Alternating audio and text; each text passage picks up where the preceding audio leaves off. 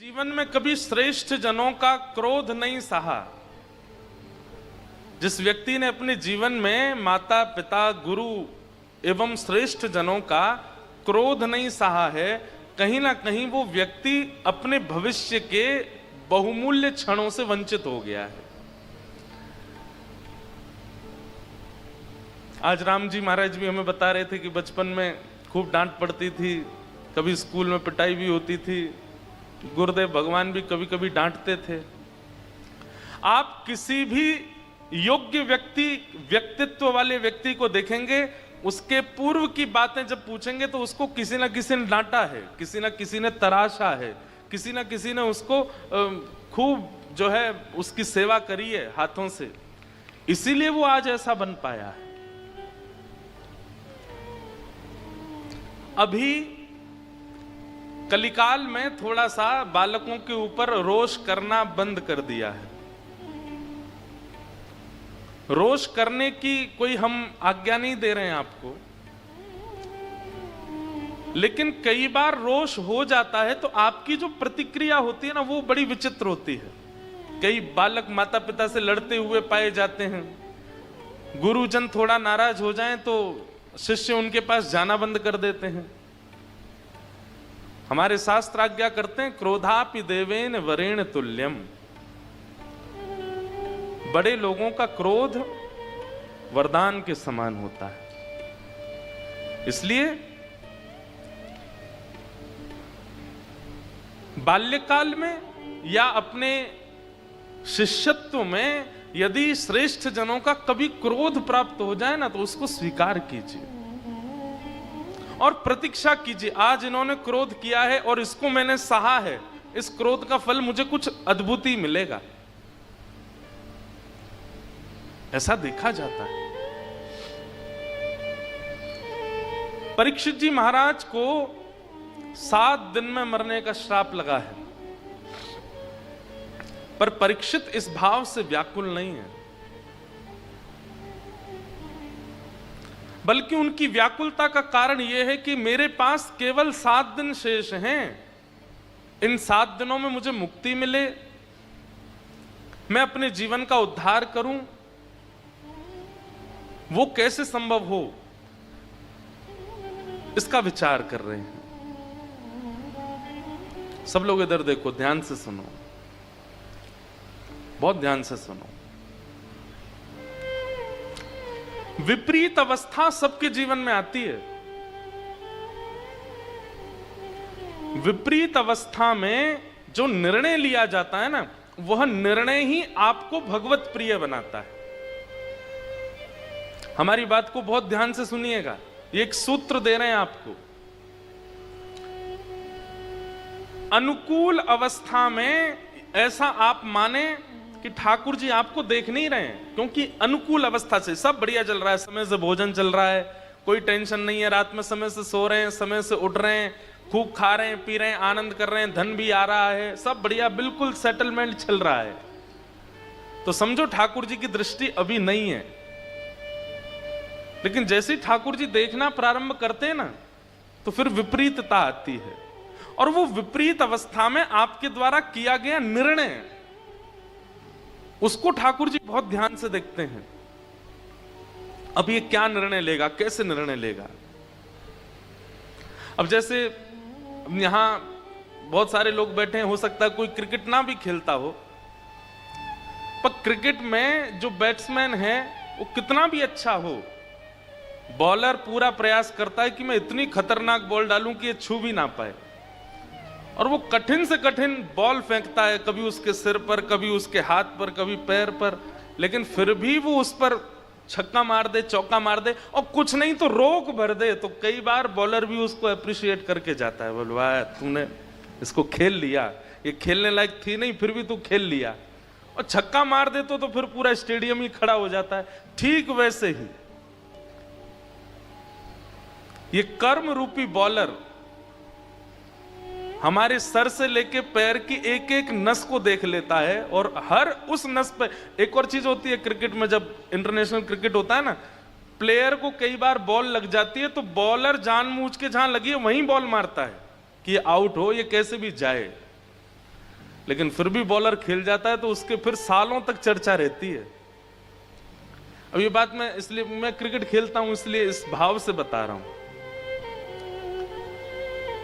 हमारे जीवन में आने वाली विपरीत अवस्था, ठाकुर जी को विपरीतता देना अच्छा नहीं लगता।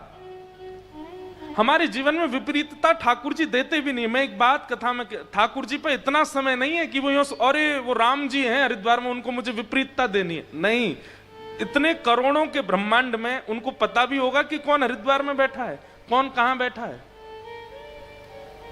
अरबों खरबों की मानवों की जनसंख्या, उसके बाद अरबों खरबों जल के जीव, पशु पक्षी, सब ठाकुर जी का ध्यान, सबका ठाकुर जी ध्यान रखते हैं। इतनी भीड़ में ठाकुर जी को पता भी होगा कि मुझे इंद्रेश को दुख देना है?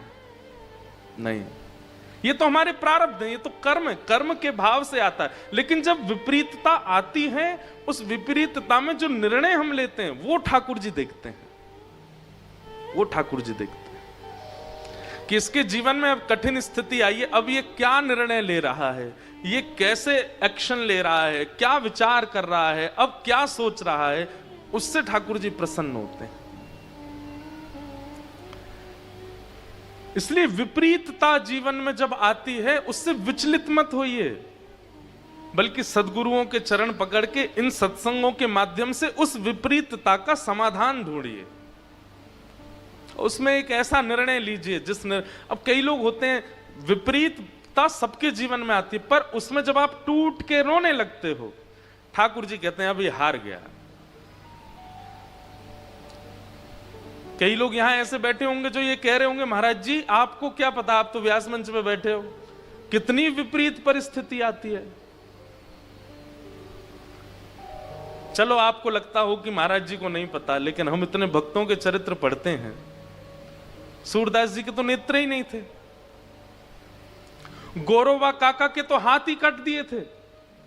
अरे कहां तक कहें, श्री जगन्नाथ महाप्रभु के परम भक्त सदन कसाई, उनके हाथ काट दिए। सदन कसाई की कथा पता है? अब वो पूर्व की कथा तो सबको पता ही है, वो तराजू में तोलने वाली। उसके बाद सदन कसाई के मन में आया कि जब ठाकुर जी मेरे लिए रत्न सिंहासन छोड़ करके मेरे तराजू पर बैठने दोबारा आ सकते हैं, तो मैं इनके लिए मांस विक्रय नहीं छोड़ सकता। और उसी दिन सदन कसाई ने अपनी दुकान बंद कर दी, मांस विक्रय बंद कर दिया, और उसने मन में विचार किया कि अब मैं जगन्नाथपुरी दर्शन करने जाऊंगा। जगन्नाथपुरी के लिए सदन कसाई जब निकला तो पहले ऊंच नीच की भावना बहुत ज्यादा थी, तो कई लोगों ने सदन को टोक दिया, बोले तू ये इस मार्ग पर मत चल। क्यों? बोले इस पे संत चल रहे हैं, इस पे भक्त चल रहे हैं, इस पे बड़े बड़े लोग चल रहे हैं, तुम नीचे चलो। तो बेचारा सदन नीचे मार्ग पर चलने लगे, जिस पर कांटे भी हैं, पत्थर भी हैं, कंकड़ भी हैं। जगन्नाथ भगवान का दर्शन करने के लिए जा रहे हैं। कुछ दिन चलते चलते रात में एक नगर में रुके, तो जहां सदन कसाई रुके वहीं पास में ही एक भवन था, एक घर था, और उसके ऊपर खिड़की पर एक परम सुंदरी युवती खड़ी थी, और उसका मन सदन जी पर आ चुका था। सदन जी ने उसको देखा तो देख करके उसको हाथ जोड़े प्रणाम किया, लेकिन उसका जो प्रत्युत्तर था वो अच्छा नहीं था। वो प्रत्युत्तर में आकर्षण के कुछ भाव कर रही थी। सदन जी ने अपने नेत्र नीचे किए और ठाकुर जी का स्मरण करने लगे। विपरीतता आई है जीवन में, ये ठाकुर जी परीक्षा ले रहे हैं। लेकिन यही परीक्षा पूरी नहीं हुई। उसने ऐसा कुछ इशारा किया कि वो सदन जी को बोली, अगर तुम मुझे स्वीकार करो तो मैं पहले से विवाहिता हूं, मैं अपने पति को मार के तुम्हारे साथ चल दूंगी। तो सदन जी ने उसको मना किया, लेकिन फिर भी मनचली स्त्री नहीं मानी। उसने पति को मार दिया और मार करके सदन जी के पास आ गई और सदन जी से आगे बोली मुझसे ब्याह करो, मेरे को अपने संग रखो। सदन जी चरण पड़े, बोले मैं तो कहाँ रखूंगा आपको, और मैं तो बस जगन्नाथ जी से मिलने जा रहा हूं, मेरा आगे का कोई भरोसा नहीं है, मैं कोई भविष्य जीने के लिए नहीं कर रहा हूं सब कुछ। बहुत सावधानी से सुनिए सब लोग, मेरा भविष्य कोई निश्चित नहीं है, आप मेरे भरोसे मत रहिए। अब वो युवती बोली अरे तेरे लिए मैंने पति मार दिया अपना, उसको मार करके आई हूं, तू कह रहा है कि मैं तुम्हें स्वीकार नहीं करूंगा। मुझे स्वीकार करो, नहीं तो मैं हल्ला करके पूरे गांव को बुला लूंगी।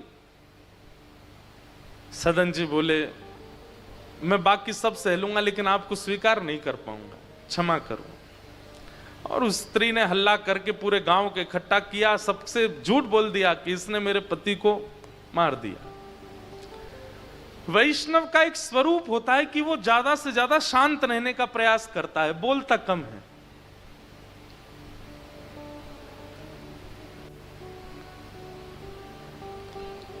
सदन जी को तो ये चिंता लगी थी अभी कितनी दूर जगन्नाथपुरी है, मुझे चल करके जाना है, मुझे महाप्रभु जगन्नाथ जी का दर्शन करना है। उनके चित्त में तो यही व्याकुलता सता रही थी। लेकिन सब गांव के लोगों ने सदन कसाई को राजा के सामने प्रस्तुत कर दिया। राजा ने सदन कसाई से कहा क्या तुमने इनके पति को मारा? तो सदन जी बोले देखिए मैं कितना भी प्रमाणित कर दूं कि मैंने नहीं मारा, आप लोग अंततो गत्वा मुझे ही दोषी ठहराओगे। मेरी आपसे एक प्रार्थना है कि अगर मैंने स्वीकार कर लिया कि मैंने इनके पति को मारा तो आप मुझे दंड दोगे? बोले हाँ दंड तो मिलेगा। बोले दंड रूप में कुछ भी दीजिएगा, बस मेरे प्राण मत लीजिएगा, क्योंकि मुझे जगन्नाथ जी को देखना है एक बार। दंड रूप में आप चाहे जो कर दीजिए, बस मुझे एक बार महाप्रभु जी को देखना है। कैसी उत्सुकता उनके चित्त में ठाकुर जी के दर्शन की है। उनका दोष नहीं था, फिर भी उनको यह लग रहा था कि मैं जितनी देर यहां पर गवाहियां देता रहूंगा, बोलता रहूंगा कि मैंने नहीं मारा, मैं उतना समय और लगेगा महाप्रभु जी से मिलने में। उससे पहले उन्होंने कहा ठीक है मैंने किया है, अब जो दंड देना है दे दीजिए, बस मुझे मारिएगा नहीं, मेरे प्राणों को जीवित रहने दीजिए जब तक मैं जगन्नाथ जी को ना देख लूं। तो राजा ने कहा भाई जब पहली बार में ही व्यक्ति अपना दोष स्वीकार कर रहा है, एक काम करो इसके दोनों हाथ काट दो। जैसे ही राजा ने कहा दोनों हाथ काट दो, तुरंत सदन कसाई जी ने हाथ आगे किए, बोले तुरंत काट दीजिए। हाथ काटने के बाद व्यक्ति रोता है, पर सदन कसाई नाच रहे थे। किसी ने पूछा, बोले भाई बहुत लोग देखे तुझ जैसा नहीं देखा, हाथ कट गए, लहूलुहान हो गया, रक्त निकल रहा, तू हंस रहा है, तू नाच रहा है। रोते रोते सदन कसाई बोले मैंने सुना है महाप्रभु जगन्नाथ भी बिना हाथ के हैं, तो मैं हाथ लेके कैसे जाऊं? मेरे महाप्रभु जी जब बिना हाथ के हैं तो मैं हाथ लेके कैसे जा सकता हूं? वास्तव में तो शायद अब मैं अधिकारी बना हूं उनके दर्शन का। राजा भी समझ गए, बोले कि इनका दोष है नहीं, लेकिन सबने नतमस्तक होकर के प्रणाम किया सदन जी को और बोले बस मुझे अब मत रोकिए, मुझे जाने दीजिए। राजा ने चिकित्सा करवा दी हाथ की, थोड़ी उस पर मल्लम वगैरह लगा दी, लेकिन भुजाएं तो कट चुकी हैं, केवल यहां तक हाथ हैं दोनों। कितनी विपरीत अवस्था, लेकिन सदन कसाई व्याकुल नहीं हुए, विचलित नहीं हुए, चल पड़े जगन्नाथ जी से मिलने। जैसे ही श्री क्षेत्र जगन्नाथ आया, भगवान जगन्नाथ जी का एक विशेषता है कि उनका जो नील चक्र है मंदिर के ऊपर का, वो दूर किलोमीटरों दूर से दिखाई दे जाता है। आप कभी मैं अपने दर्शन की विधा बता रहा हूं, भुवनेश्वर से जैसे ही हम जाते हैं पुरी के लिए, तो मेरी नजर बस गाड़ी के चारों तरफ घूमती रहती है कि कैसे भी, अब तो मुझे पता है किस दिशा में दिखते हैं, और मुझे यह भी पता है कौन सा बोर्ड आता है जिसके बाद सबसे पहले नील चक्र दिखता है। और उसके बाद भी कम से कम 8-9 किलोमीटर दूर रह जाते हैं जगन्नाथ जी, वहीं से नील चक्र दिखता है। जैसे सदन कसाई ने नील चक्र देखा, व्याकुल हो गए। दोनों भुजा नहीं है, बार बार गिर जाते हैं, बड़ी मुश्किल से उठते हैं। लेकिन महाप्रभु जी इतने त्याग में भक्त को कैसे अस्वीकार करें। महाप्रभु जी ने तुरंत अपनी ब्रह्म वेदी पर बैठे बैठे पुजारियों को आज्ञा की, बोले मेरा एक परम भक्त आया है, मेरा एक परम वैष्णव भक्त आया है, मैं उसके दर्शन के लिए बड़ा व्याकुल हो रहा हूं। पुजारी सब बोले भगवान आज्ञा करें, क्या करें? बोले तुरंत पालकी लेके उसको लेके आओ।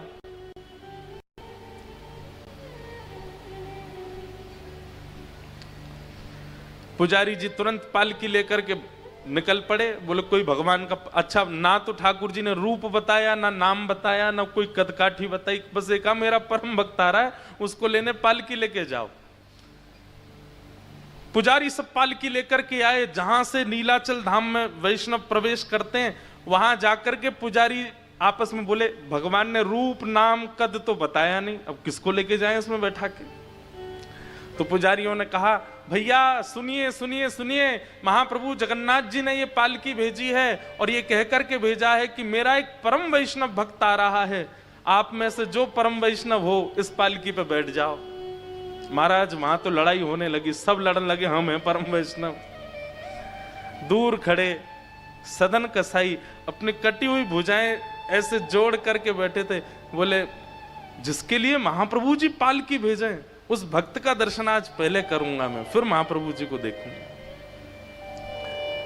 लेकिन वहां तो इतनी भीड़ लग गई पालकी में चढ़ने वालों की, सब गिनाने लगे हम 2 लाख नाम जप करते हैं, हमने इतने अनुष्ठान किए, हमने इतनी तीर्थ यात्रा करी है, हमारे लिए ही महाप्रभु जी ने पालकी भेजी है। पुजारी बोले ऐसे नहीं भैया, एक बार फिर से जाओ मंदिर में पूछ के आओ महाप्रभु जी से कौन है, उसका नाम तो बताओ, उसका कुछ तो बताइए। पुजारियों ने जाकर के पूछा, हे महाप्रभु जी, महाप्रभु जगन्नाथ जी तुम लेके नहीं आए उसको? बोले आपने नाम तो बताया नहीं उसका, उसका कुछ तो बताइए, पहचान कैसे होगी कि वो है कौन जिसको लेके आना पालकी में। महाप्रभु जगन्नाथ जी के नेत्र सजल हो गए। बोले जैसा बिना हाथ का मैं हूं वैसा ही वो भी है, उसको लेके आओ, उसको मेरे पास लाओ। पुजारी जब दौड़ करके गए तो देखा दूर बैठे हाथों पे पट्टी लगी है सदन कसाई के, और जैसे ही देखा पालकी ले जाकर के उनके सामने रख दी। बोले कि महाप्रभु जी ने आपके लिए पालकी भेजी। ये सुनकर के इतना रोए सदन कसाई, चरणों में गिर गए, मैं योग्य नहीं हूं, महाप्रभु जी क्यों इतनी कृपा मुझ पर करते हैं? अरे मैं तो कसाई हूं, मैंने कितना मांस काटा है, कितना कुछ मैंने पाप अपने जीवन में किया। अरे दुनिया के लोग तो किसी वस्तु को बेचते हैं तो तराजू पर ईंट रखते हैं, पत्थर रखते हैं, वाट रखते हैं, मैंने तो शालिग्राम रख करके मांस बेचा है, मैं इतना बड़ा पापी, और महाप्रभु जी मेरे लिए पालकी भेजते हैं।